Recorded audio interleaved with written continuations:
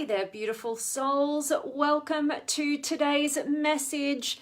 As usual, I'm always very, very grateful to see who is able to tune into these messages and join. So please do drop me any comments and let me know where in the world you're tuning in from. And like I always say, I love having you guys be a part of these messages. So don't hold back. Definitely drop me some comments and really engage in this conversation. I want to hear from you. All of these messages aren't just me, talking at you. They're all to start a conversation, and I just use basically what's going on in my own life or with people that I am working with and what's of top of mind. And the idea behind these messages is really just to get you thinking. Maybe it hits you right as you require a message like this, and to help you to identify the areas in your life in which you could really do with some focus on to help empower you and reach your highest potential in all areas. And so today's message is no different.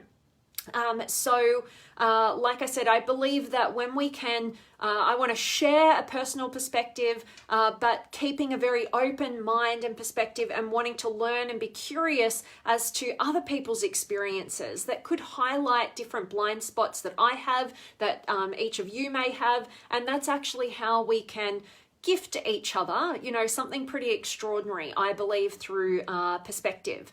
So in today's message, as I get into it, it's going to be an interesting one because I don't know about you guys, but on the growth journey, oftentimes we find what we had such a strong belief in on one extreme of an equation can oftentimes, we can wake up to the other side, and it can be like, for me, it's like really enlivening. For a lot of people, it can be very jarring. And of course, that can happen when we've had a very strong belief around something, and then something more comes into our awareness and existence, and we notice our blind spots, and we can wake up to how things could be totally different. And it's just a shift in perspective. And the reason why I love these moments so much is because when you wake up to what you've been blind to, you are a hell of a lot more wise and empowered. All right. And so, yeah, today's one that I'm going to share with you has been what I've perceived to be a weakness of mine, and how it's actually become it's kind of thrown me for six in terms of how it's actually quite a strength. And on the flip side of that, also looking at the things that we can see as our greatest gifts in the world, and actually balancing those out and seeing how sometimes it's our greatest gifts that can be our greatest Achilles heels as well. So it's all about balance. It's all about balancing out our perceptions so that we are wise. We aren't one-sided. Any area of our lives that we are experiencing some sort of conflict or suffering, I guarantee you, if we look at it, what you'll find is that you're out of balance in a perception. You're one-sided, right? Like you've really got all your eggs in one basket, and you're not able to balance it out with the other opposing and available side. And that's why we have, a lot of suffering that we keep ourselves stuck in unconsciously. And that's part of the reason why you want to seek guidance from outside sources, understand and learn from different perspectives. And again, why we have these messages, that's the hope that they can empower you with a differing perspective so that you can see what you might have been blind to and get that great experience, that exhilarating experience of waking up, right? And as we know, when you wake up to something, it can initially be incredibly draining, but you get your power back, right? It's like a whole new place of transformation. So there's a lot of benefit to be had in the waking up. So let's get into it. So I can see Sanford and Graham here. I can't see anybody else, but I can see the numbers. So drop me some comments. Let me know where you're tuning in from. And please do play along at home throughout this conversation. I want to hear your perspective. You can really contribute to others by sharing your insights, your experiences, your authentic truths, and any questions that you may have as well that pop up. All right, so today's topic is when you're so sensitive transforms from a hurtful criticism to an empowering compliment. Okay, I know, as you guys know, I'm speaking from experience, but this is quite a new one. It's one that's not necessarily being completely unconscious to me, but I'm finally getting it and I'm finally experiencing it. Okay, so basically, I want you to think about in your own life where you've had a perceived weakness, right? Because oftentimes it's your biggest perceived weakness that is actually your greatest strength, okay? And I'm going to unpack this by sharing some of my personal journey in the most recent times. As usual, God, I like putting myself out here, it sounds like. Not really, but it does help me grow. So hope it helps you. That's the purpose behind these as well. So what has it been for me? So I have grown up in a world where intellect is the most important, greatest strength that you can have. And in actual fact, having connection to your emotions has been seen more as a weakness.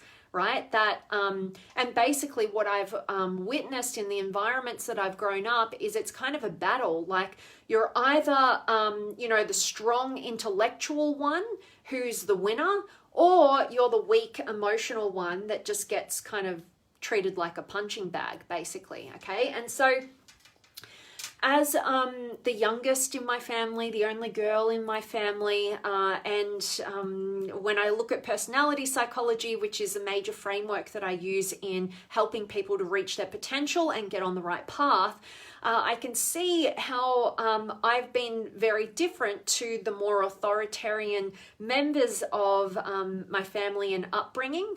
And we can look at society at large, right? Like intellect or IQ is, the route of defining you and your value as a human being, right? We really lean on that, at least in the Western world. And basically, throughout my life, I did get the message either directly or indirectly that like, you're so sensitive and that's a real weakness, right? Like you need to toughen up, right? I don't know if it's a saying in other parts of the world, but I know here in Australia, like you need a spoonful of cement, right? To toughen up. And I really believed that, right? And because the people who've said that indirectly or directly, it was quite obvious that that's where they were coming from. It wasn't like, oh, wow, you're so sensitive. What a gift. It was, you're really weak and like you need to toughen up. Like you're way too sensitive, right?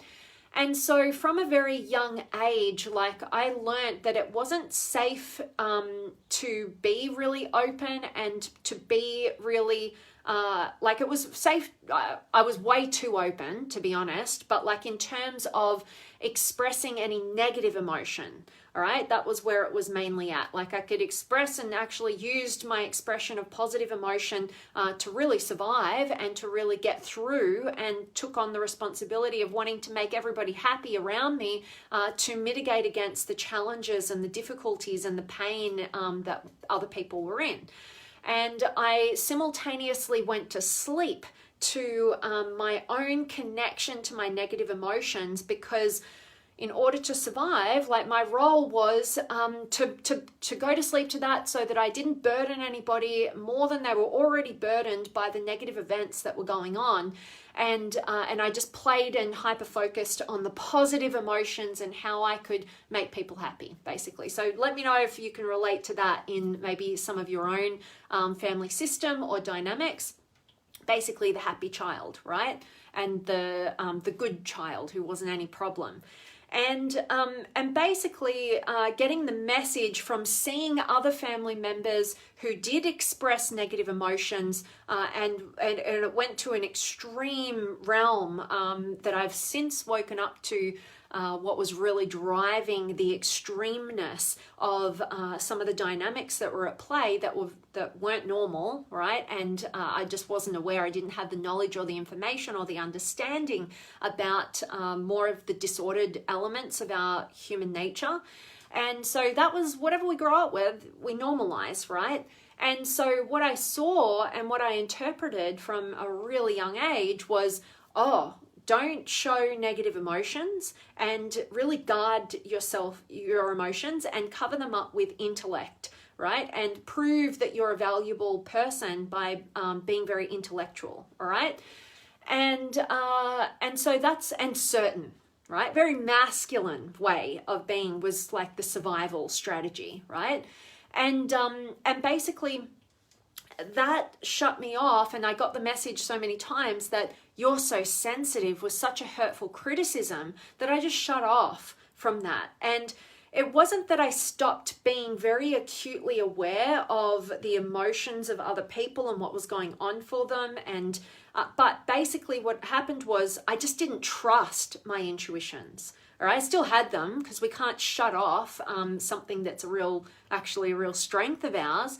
But depending on what the meaning that we place upon that as either good or bad, or a weakness or a strength, basically what it did for me was I questioned it and I doubted it, right? And I trusted the voices in my external world more so than my internal intuitions about things, and my sensitivity to understanding what's going on for people and their emotions. And basically what happened for me was it's what led me to experience the life that I have pretty much led, right? Which had been to switch off from knowing who the hell it was that I am and what I want in my life, and living to the expectations of those that I cared about, and those that I wanted to make proud, and those that I wanted to have the love and the acceptance and the approval of. And what happened as a result of that is I ended up going down paths that weren't aligned for me, and those were in my career path.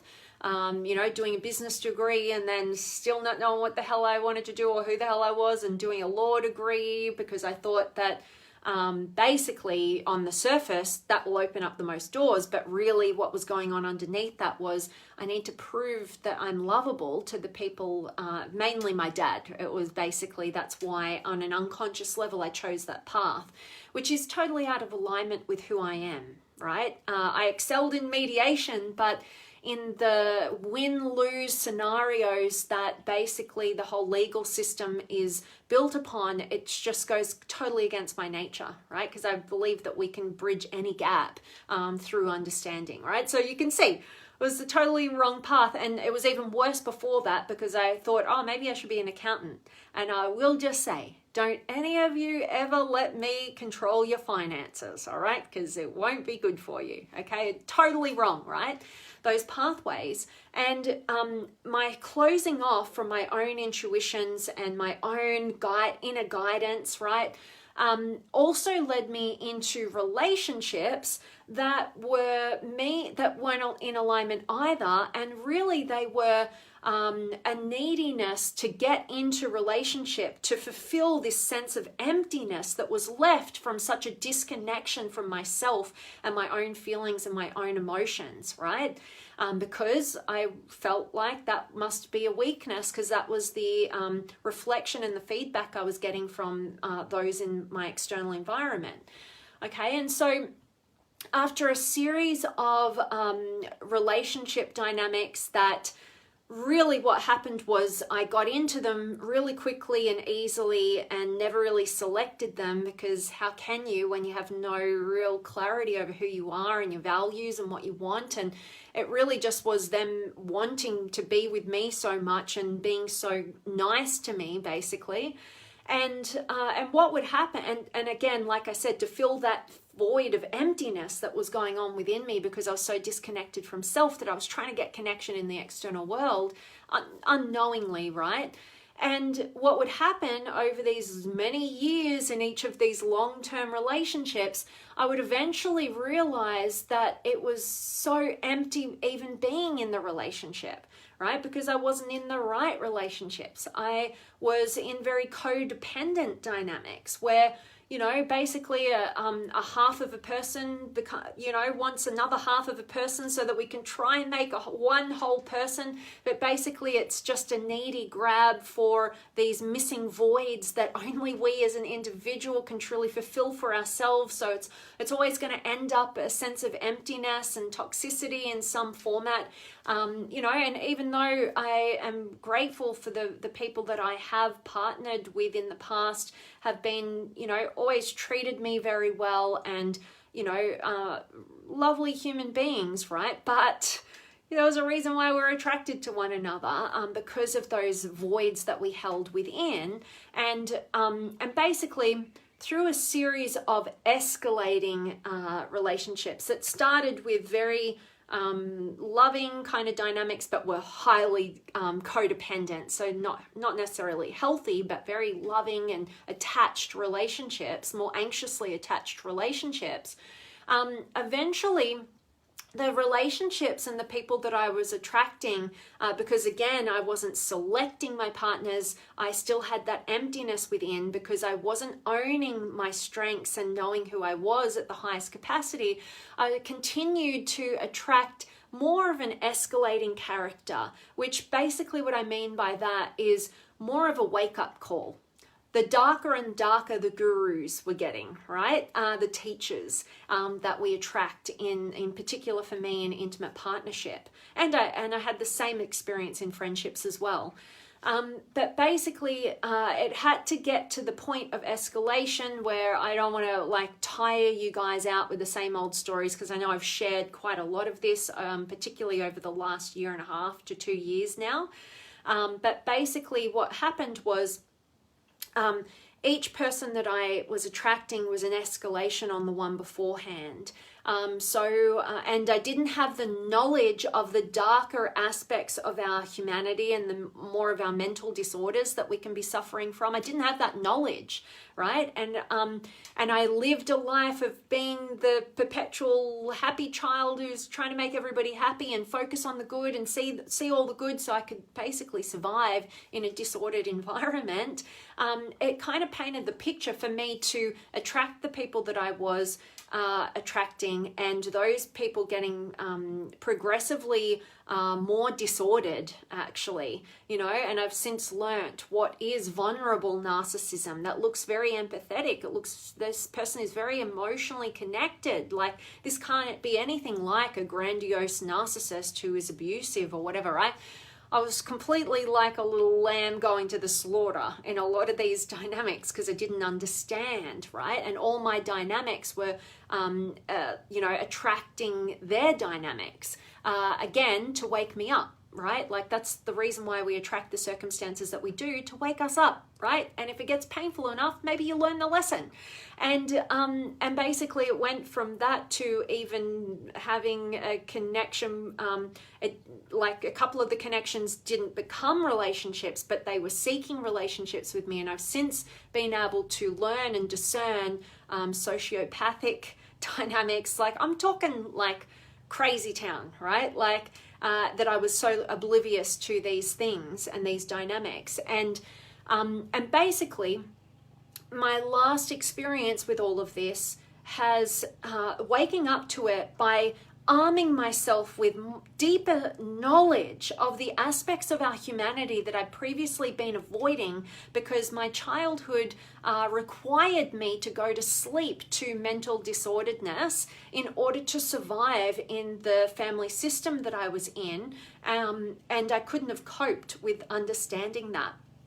But you know, now that I'm an adult woman who has had to have a series of relationship dynamics that were getting progressively more disordered so that I could finally get the lesson and wake up, one of the gifts that has come from that is this heightened sensitivity, and it's always been there, all right? Like, I've always been a highly perceptive individual in terms of what are the emotions that are going on, what's going on behind the curtains for this person, you know, what's the reality going on behind all these actions, inactions, and emotions and so forth.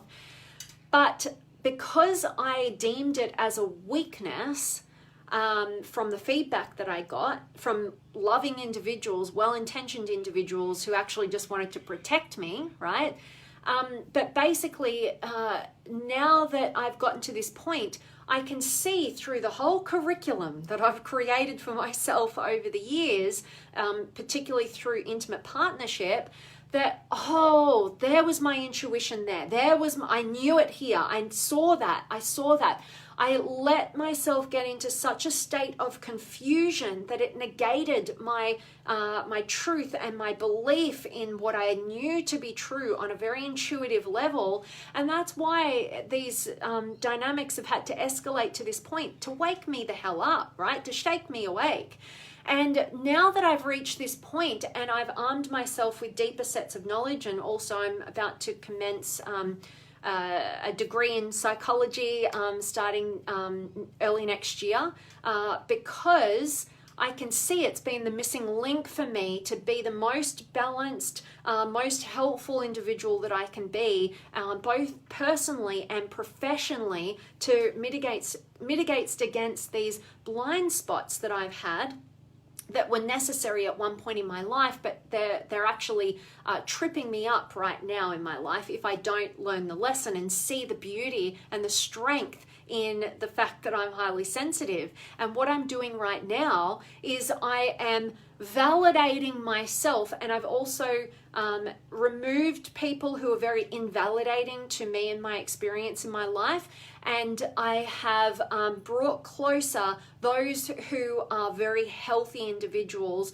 who I know have my best interests at heart and can definitely call me out on my blind spots and also validate my intuitions. All right.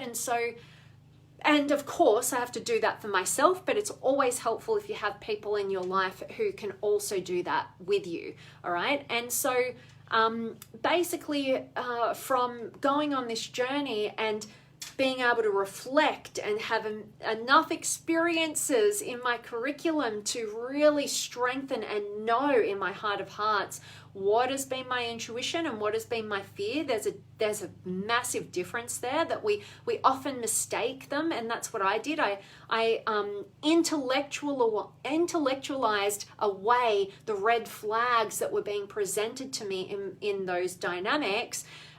Because that's basically what I wanted, because I had a disconnection from myself, an empty void, and I wanted so badly to believe in the fantasy of ideal love in these relationships that I excused away all the red flags. I kept myself in a state of confusion, and that perpetuated the connection. So I can see how these are all, kind of been playing along with one another in order to keep that dynamic at play.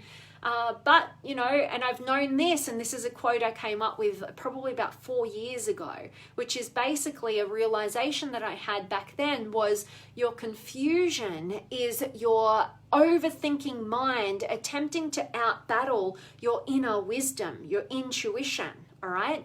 And even though you can consciously kind of get it, right? And you can intellectualize that, I now actually really get it, right? Because I've got the experiences under my belt to be able to validate myself and my own intuition and see all the times I have been right and how it's played out that way. And now I've reached a point where I can fully own that and I can see the pattern. And once you get to that pattern, and once you get to the realization of the pattern and see what it's been costing you, and see that the very thing that you are after, in my case, the fulfillment of the emptiness within and the ideal love in this external relationship, when you see that you're never going to get that until you break free from the pattern that has gotten you kind of trying to seek it in the wrong place, I believe that you can't unknow from that level. And so therefore, the pattern is broken. And maybe this is a generational pattern. I can see it in my own family playing out. I do believe that this pattern has been a generational one. I don't know how far back it's gone, but I can definitely see so much correlation with family members. And so from that place, it's just even more fulfilling to wake up, because it's I'm lucky enough, you know, to have another person in my life, in my family, who has had the exact same patterns, and I can communicate with this person, and we can both be so empowered by the waking up, right? And also simultaneously validated from ourselves and from each other, you know, and it's really, really empowering. It's one of the most beautiful, empowering, connective experiences I've ever had in my life. And so I realize that not all of us are lucky enough to have that going on, right? Because I mean, I know there's been plenty of times in my own life where you just have to go it alone, right, as you wake up. And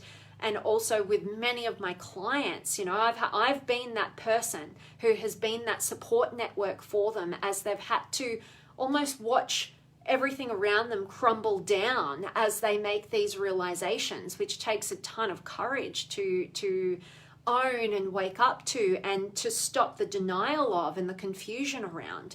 Okay, so I feel for you wherever you are on that journey. I would love to hear from you guys. So I definitely want to check in and see who's been able to join me. So please do drop me any comments, experiences, questions that you may have, or just say hi. I love getting to connect with you guys. And please do share this message if you do find it of value as well. So let me see. I've got Sanford and Graham and Iris and Nancy and Christine and Samuel's in the house. I love it. And Sam says, I was a lamb too to a covert narcissist. It's fascinating psychology, isn't it? Absolutely. Sending blessings on your journey. You'll be okay. And just to add, I am to blame, no one else. I love that, Sam. I feel you, right? And thank you. And yes, I can definitely relate to you in terms of, see, I grew up seeing what basically the characteristics of narcissism, but I didn't have that label or understanding of it. And I compared it to the relationships that I was in, and they looked like the opposite. But basically the opposite was just grandiose narcissism versus vulnerable narcissism. So like what Sam's saying, like more of an overt narcissism versus a covert narcissism. But I really like the labels of that grandiose kind of like I'm better than everyone, whatever, I don't care what you have to say, versus the vulnerable narcissism. Oh my gosh, like I just totally was a lamb to the slaughter with that, because they look, people who are suffering from vulnerable narcissism, they look so much, they're so connected emotionally, right? And they're very connected to their experience, and they seem to be able to take responsibility, and they seem to be able to empathize with you. I've since learned so much with that, because my last 2 relationships have been with vulnerable narcissists. And you know, and so much of the little girl within me wanted that emotionality that they showed me in such an extreme level. I wanted that from my father, right? And so you can see how it all plays out. And when you're in it, it feels so much and it's so confusing. But when you start the process of waking up, and it doesn't happen overnight. It took me several relationships to move through to finally wake up to my own patterns.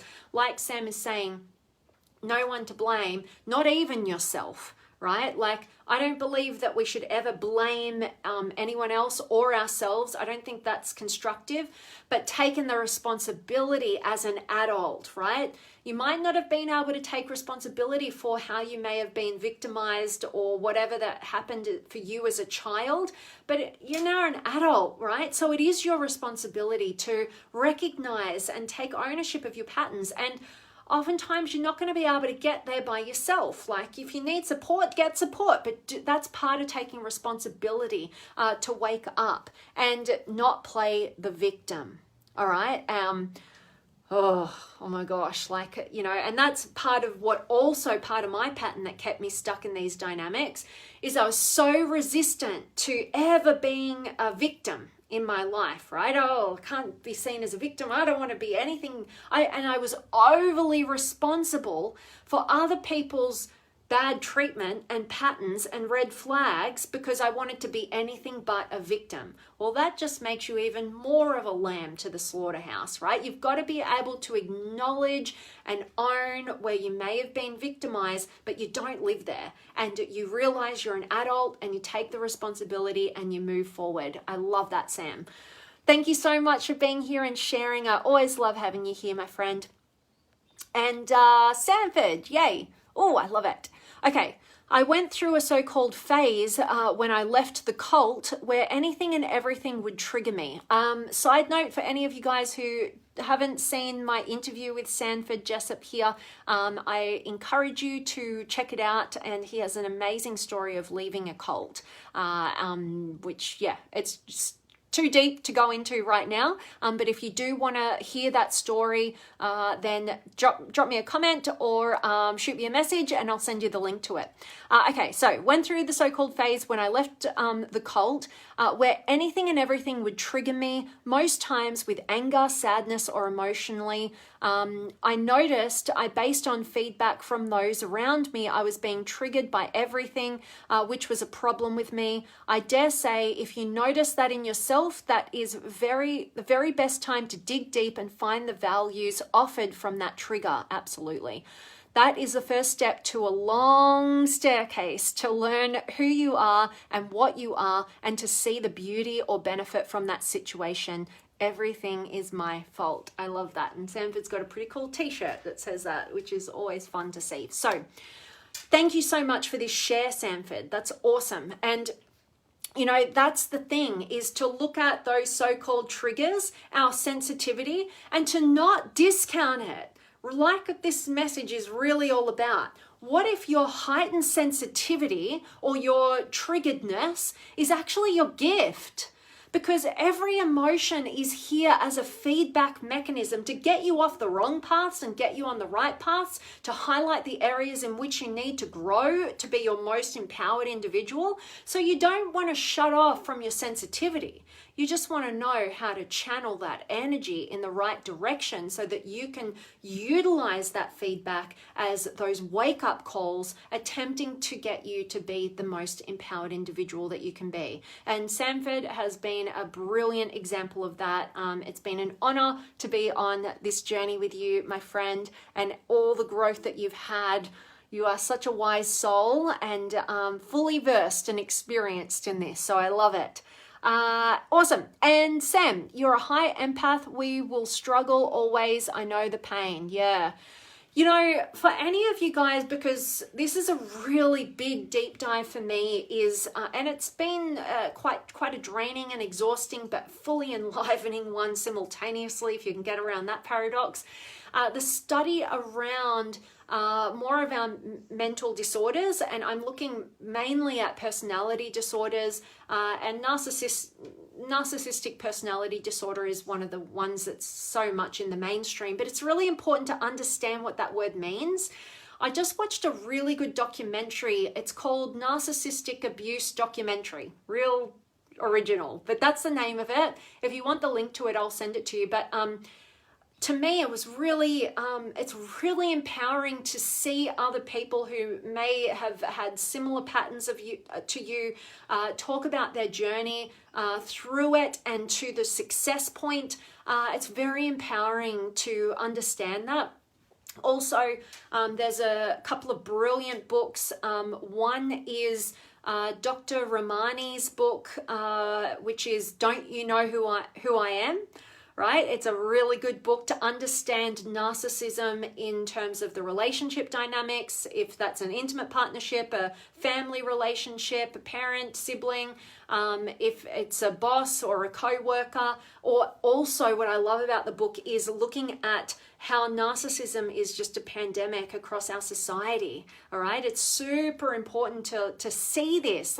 And I know those of you who come and look at these messages and listen to these messages and contribute to these messages, you all have this correlation of being really heart-centered individuals, right? Who see the best in others, who see the potential, right? And so I relate to you a lot on that level, and I think it's, if we want to be the most empowered, loving, helpful, contributing, growing, self-actualizing individuals that we can be. We got to wake up and we got to get the tools in our tool belt around the awareness around the darker aspects of our humanity, and not just all the potential and all the goodness.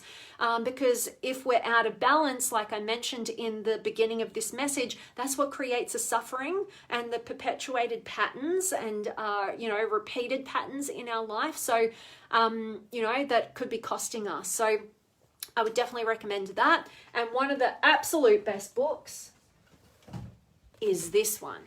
It's called Stop Caretaking the Borderline or Narcissist, and How to End the Drama and Get On With Your Life. God, I love that.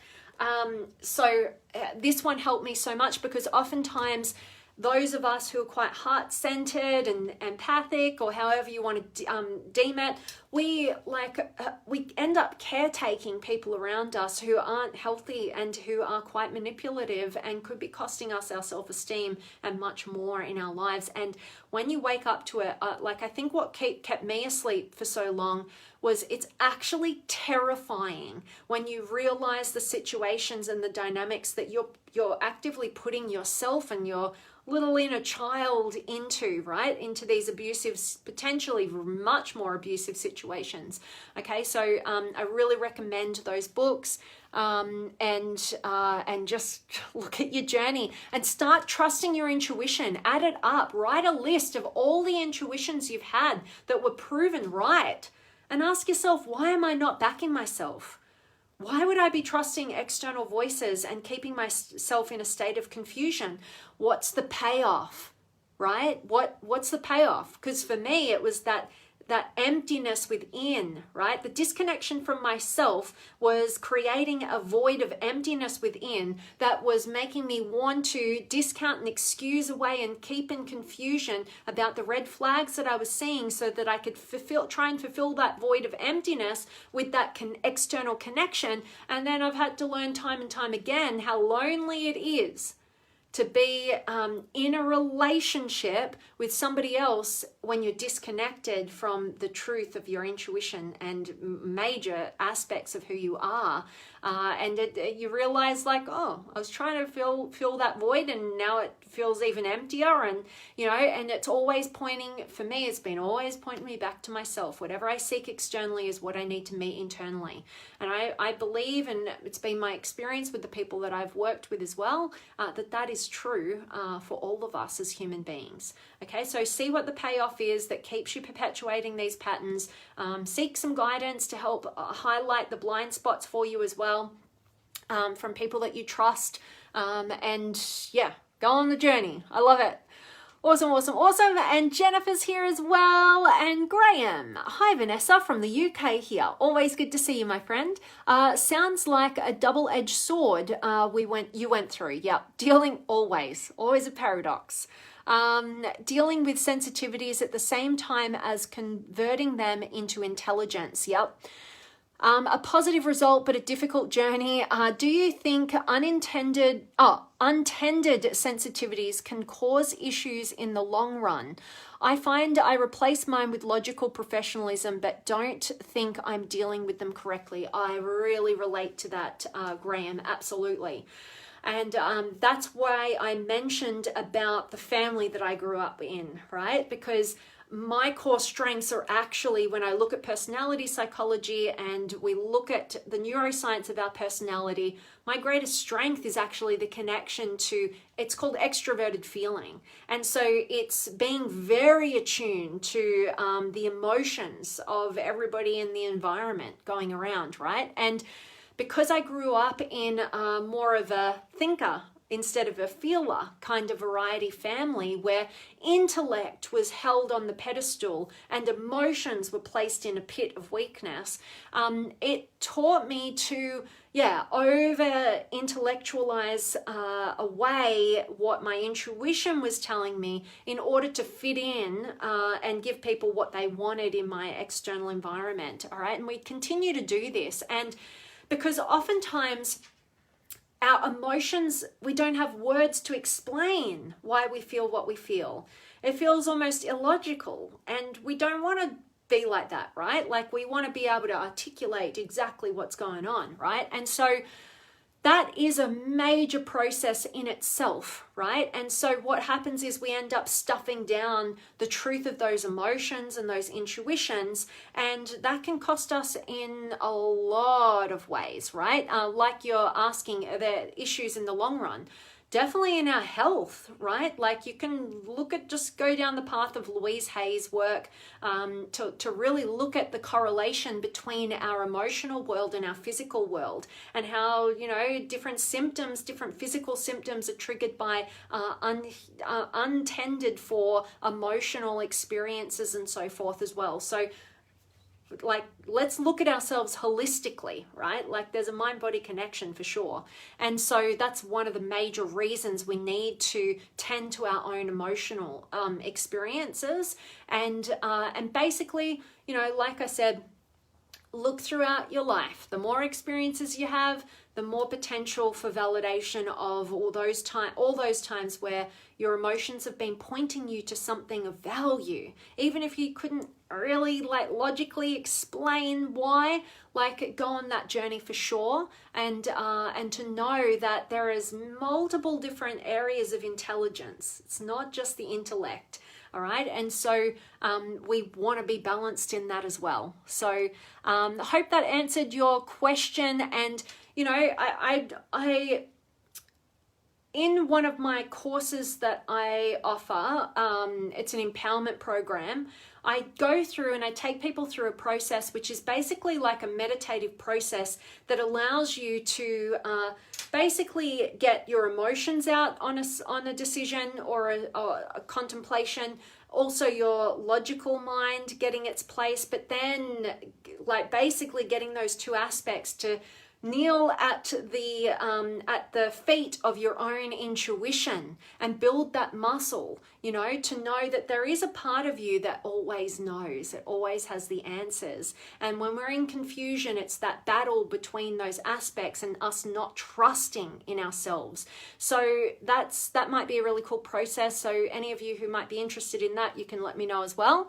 But I so appreciate that question and that shared experience, Graham. Thank you so much for co-creating today's message. And Bill's here as well. Much love to you, my friend. Oh, and thank you so much for your kind and generous star sending. I so appreciate you, my friend. So helpful. Thank you for supporting.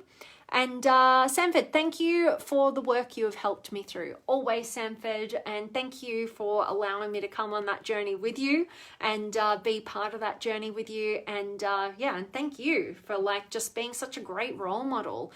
Like what you have gone through and overcome and transcended in so many ways is just what we all need to see, you know, because I really do believe that it's role modeling that helps people the most. All right. So you breaking through your own challenges and struggles and sharing, you know, what you had to go through openly and authentically, and sharing your successes and how you break through and all of it, you know, like that is actually how we can best help people, rather than just like reading, you know, the theory on something. Really showing people a working example through role modeling is the most powerful from my perspective. So thank you, Sanford. I love that. And Sam, they draw to us and we try to fix them because we are decent subconsciously.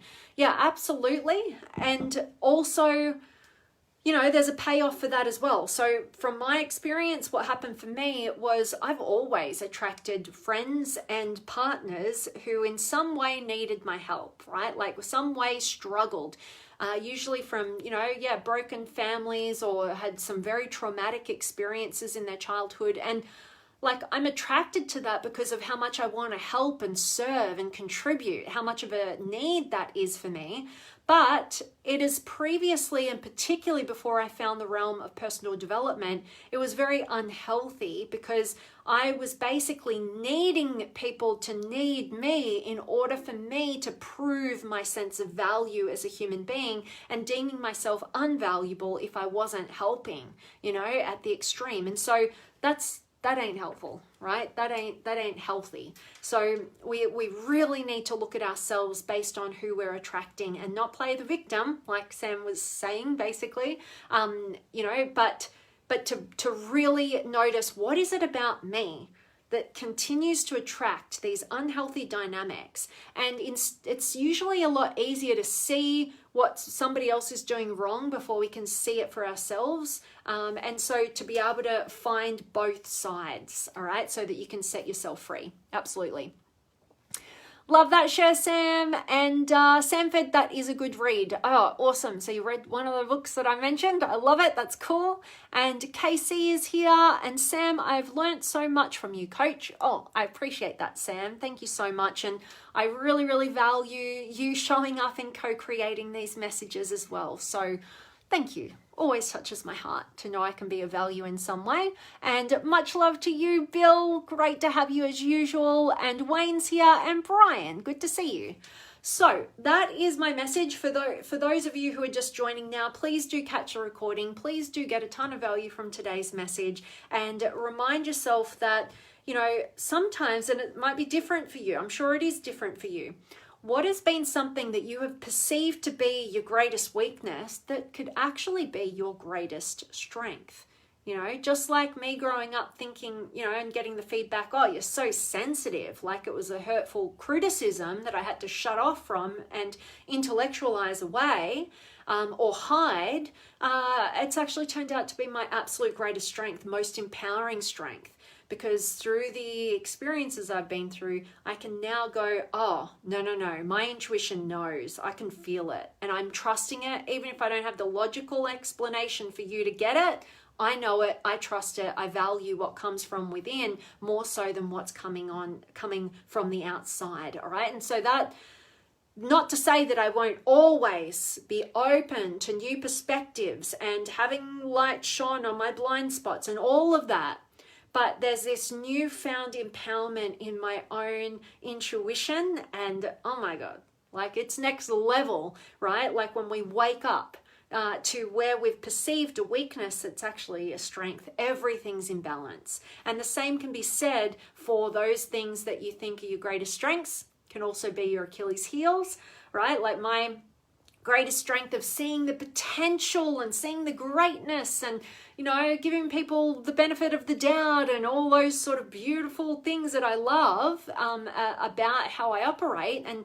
I'd seen that as my greatest strength. And now I can see how it's also simultaneously my greatest Achilles heel that has got me into situations where I excused away all the disordered behaviors that, you know, got me into some interesting dynamics, but that I'm all grateful for, because without those experiences, I wouldn't be having the sense of empowerment that I do and the awareness that I have at this point. And I'm sure I'm going to have a bunch more experiences that are going to wake me up, that are going to be painful, but also pleasurable. Everything is a paradox, all right? Don't you forget it.